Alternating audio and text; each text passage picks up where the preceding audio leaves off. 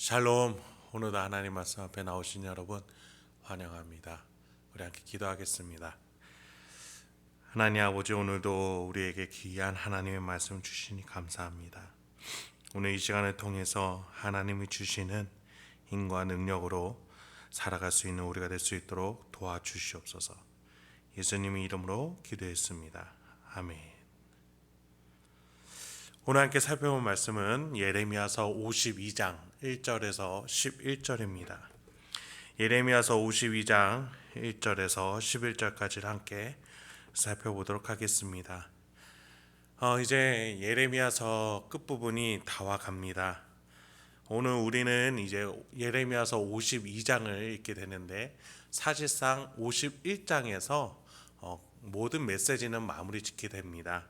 그러면 52장은 무엇일까요? 예레미야서의 후기 격이라고 보시면 되겠습니다. 여러분, 어떠한 소설가의 소설을 후기가 남겨진다면, 그 소설가가 후기를 쓴다면 어떤 내용을 쓸까요? 그 소설을 쓰게 된 배경이나 목적, 또는 등장인물들의 모델, 또는 이 소설의 이야기가 되어준 모티브, 이런 것들을 쓰면서 이 소설의 내용을 더 풍성하게 알 수 있도록, 명확한 의도를 알 수 있도록 할 겁니다. 그렇다면 예언서의 후기는 어떤 내용이 어울릴까요? 어떤 내용을 통해서 예언서의 내용을 더 읽는 독자로 하여금 더 확실하게 의도를 가지고 읽을 수 있을까요? 바로 예언이 어떻게 이루어졌는지 말해주는 것이라면 그 내용이 가장 잘 어울릴 겁니다. 그래서 예레미야서 52장은 예레미야서의 가장 중요했던 1장부터 45장까지 내내 얘기했던 유다의 멸망에 대해서, 그것이 어떻게 성취가 되었는지, 하나님의 말씀이 어떻게 이루어졌는지에 대해서 52장에서 후기격으로 써주면서 예레미야서를 마무리 짓고자 하는 것입니다. 그럼 1, 2절부터 먼저 살펴보도록 하겠습니다. 시드기야가 왕위에 오를 때에 나이가 21세라 예루살렘에서 11년 동안 다스리니라. 그의 어머니의 이름은 하무달이라 림나인 예레미야의 딸이더라. 그가 여호야김의 모든 행위를 본받아 여호와 보시기에 악을 행한지라. 시드기야는 자신과 함께 이 나라를 다스렸던 여호야김, 자신의 형으로 말할 수 있는 여호야김의 악을 행했습니다.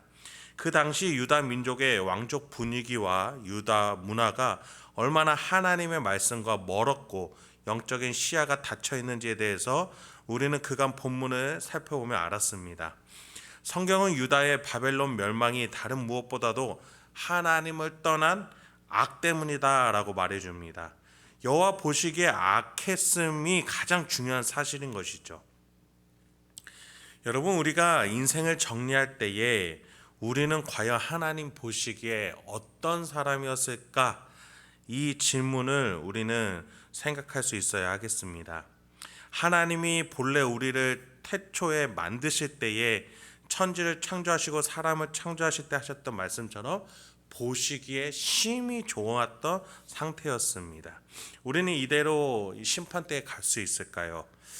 사도행전에서 7장에서 스데반 집사가 죽음을 맞이했을 때에 이러한 기록이 있습니다. 보라, 하늘이 열리고 인자가 하나님 우편에 서신 것을 보노라.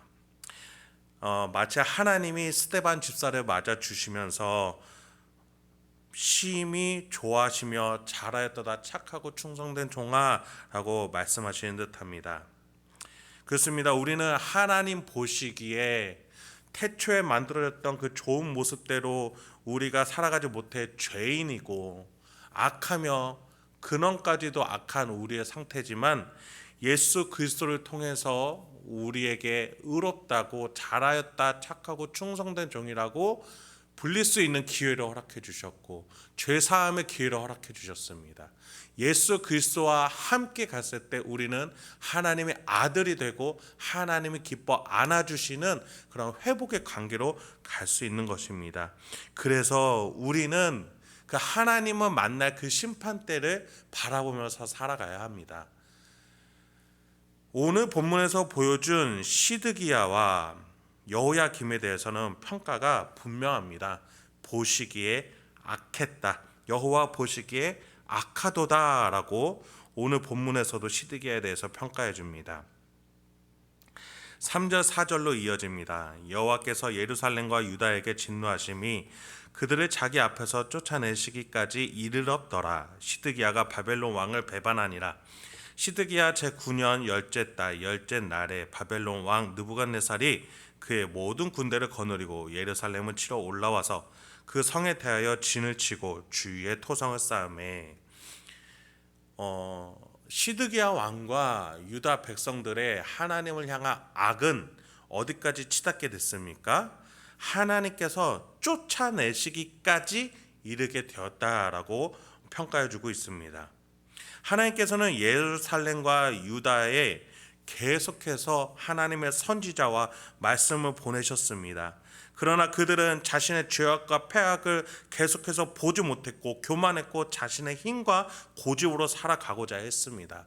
하나님의 성전 앞에서 예배를 드리고 있지만 제사를 드리고 하나님께 나아가는 척은 하지만 그들의 속마음은 오히려 하나님을 속마음이 악함으로써 더 범죄하고 패역함으로써 하나님에 대해서 관계를 무시하고 능멸하는 처사를 보였던 것이죠. 그 결과 하나님께서는 하나님의 성전이 있는 하나님의 임재처소가 있는 하나님과 관계하는 그곳인 예루살렘에서 그들의 이중적인 이 이중성을 가진 모습들을 더 이상 보지 않겠다 하시며 그들을 내쫓고자 하셨던 겁니다. 마치 아담과 하와가 범죄한 이후에 에덴 동산에서 쫓겨난 것처럼 말이죠.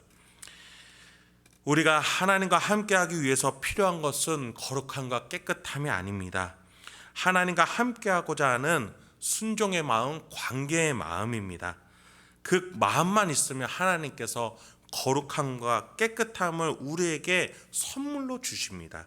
우린 그것을 가지고 우리 안에서 성령 하나님이라는 그 놀라운 초인격적인 존재와 함께 거룩과 은혜와 구원과 택함과 이 세상에서의 복락들, 하늘로부터 오는 지혜들을 누릴 수 있게 되는 것입니다.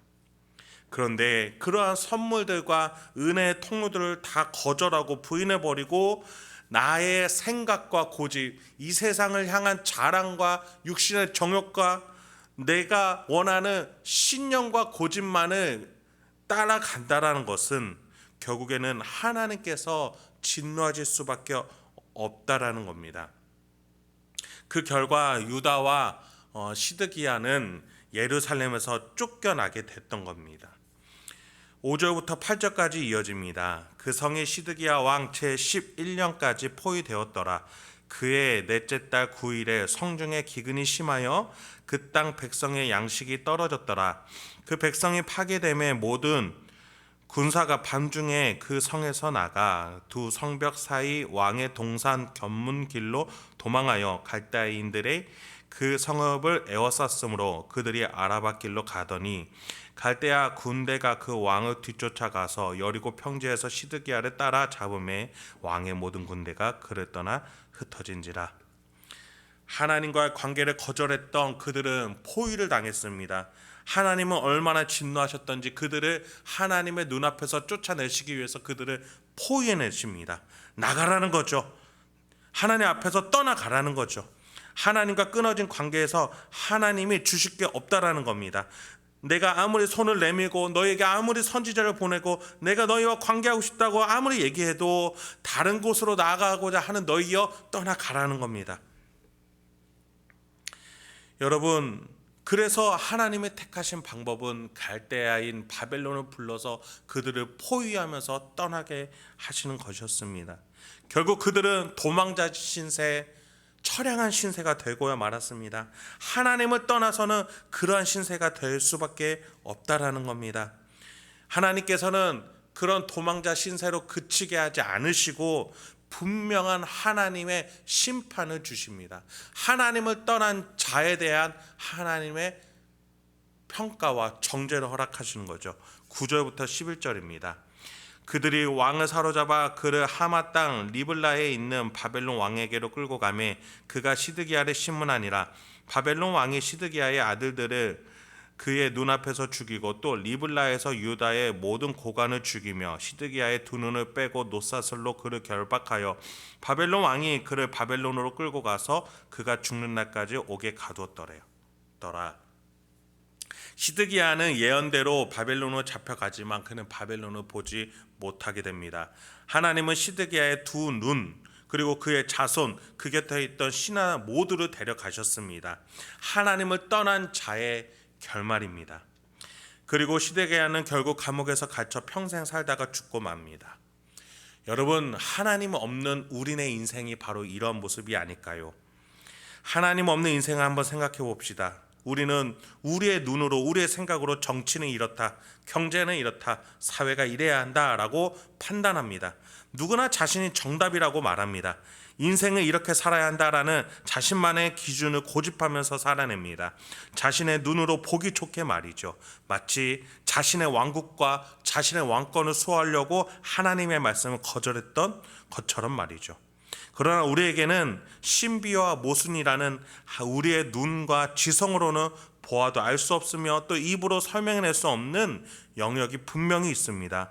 우리는 이것을 인정하고 이 분야에서 하늘로부터 오는 지혜, 하나님으로부터 허락되는 지혜로 살아내야 합니다.